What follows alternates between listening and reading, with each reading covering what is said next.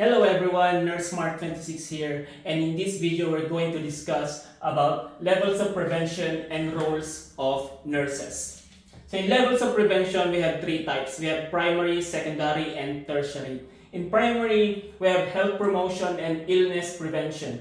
The main goal is to maintain high level of wellness. For example, in health promotion, our main role as nurses is to teach. So we do health teaching about proper diet, about adequate exercise, or about stress relieving factors.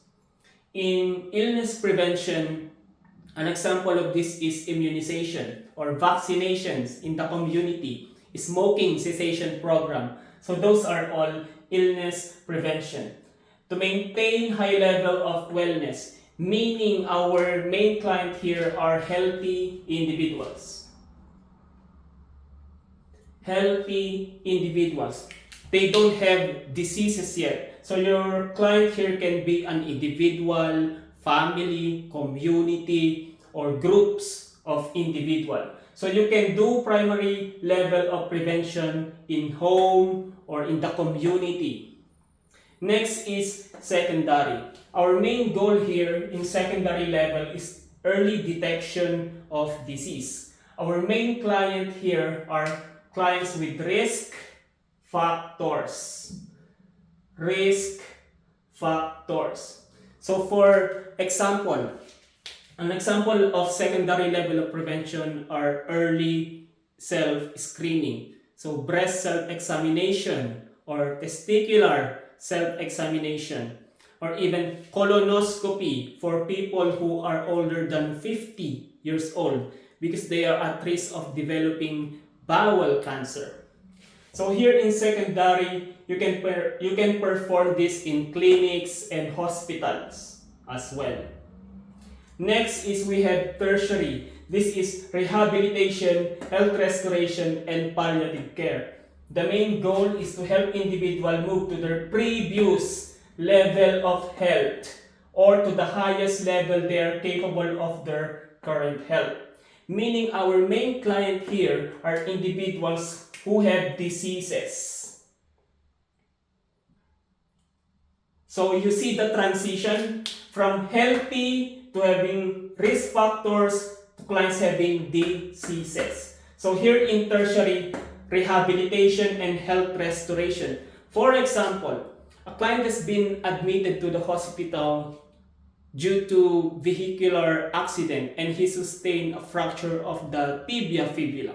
One of our goals as nurses is to rehabilitate and to restore the health of that client. So meaning we assist the client with his mobility little by the use of crutches, walking aids, cane, by doing range of motion exercises.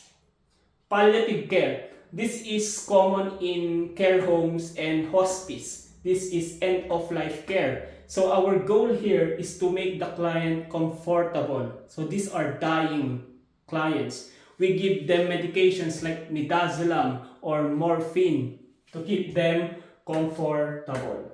So I hope that's clear with levels of prevention. We now go to the roles of nurses. First one is caregiver. Caregiver, it means assisting the individuals on their activities of daily living. For example, assisting the individuals on their meals or doing bed bath. So that is caregiving. Communicator. When we do our nursing health history, isn't it? We communicate with the client. We do interview. Teacher. When we're doing health teaching here in the health promotion, primary levels of prevention, that is our role as well. Or in the hospital, when we're health teaching a client to self-administer, say, insulin. So, teacher. Client advocate, for example, in a care home with clients with dementia. Do you think clients with dementia or Alzheimer's dementia, do you think they can make their needs known? Most likely, no. So it is up to us nurses to be their client advocate. So we make sure that they're looking tidy, that personal care is done well, we become their client advocate. Next is counselor. In counselor, we provide emotional, intellectual, and psychological support. For example, a client who has just undergone colostomy and now has a colostomy bag. Okay, how do we explore this client's feeling? Because this is a new and vital change in their life. So we ask open-ended questions like, how are you feeling? How do you think this will impact your life now? So we explore their feelings. We provide emotional, intellectual, and psychological support. Nurses as leader. When you're the nurse in charge of the ward or the workplace, you ensure that there is teamwork, that the team is working together. Research consumer. We either participate in research or we conduct research themselves. The effect of garlic in lowering blood pressure. Example. Change agent. So like here what I said in illness prevention, the smoking cessation program. So that is our rule, our role, change agent. Then next we've got manager, a manager who oversees audits, do appraisals to evaluate their employees. Then we have expanded career roles. You can become a nurse educator, like the one I'm aspiring to become. I want to become a nurse educator or a nurse entrepreneur.